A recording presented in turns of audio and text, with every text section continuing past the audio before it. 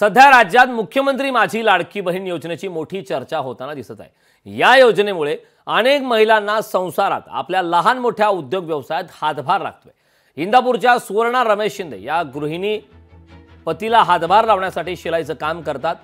घराची सर्व कामं केल्यानंतर त्या शिलाई कामात व्यस्त असतात। त्यांच्या पतीला मुख्यमंत्री माझी लाडकी बहीण या योजनेबद्दल समजताच त्यांनी तात्काळ अर्ज भरला। त्यांना अर्ज भरताना कसलाही विलंब अथवा अडथळा आला नाही। यानंतर काही दिवसांतच त्यांचा अर्ज स्वीकारला गेला आणि त्यांच्या बँक खात्यात 2 महिन्याचे 3000 रुपये आले। त्यामुळे या आनंदी झाल्या असून त्यांनी महायुती सरकारचे आणि विशेष करून इंदापूरचे आमदार दत्तात्रय भरणे यांचे आभार मानले।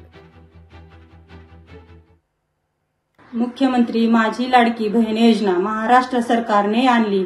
त्या योजनेची माहिती महिलांना व्हावी म्हणून आमदार दत्तामामा भरणे यांनी मीटिंग लावली होती। त्या मीटिंगमध्ये योजनेची माहिती समजल्यानंतर मी फॉर्म भरला। 15 दिवसातच माझ्या बँक खात्यात 2 महिन्याचे 3000 रुपये जमा झाले। त्या पैशाचा कुटुंबातील कामासाठी उपयोग झाला।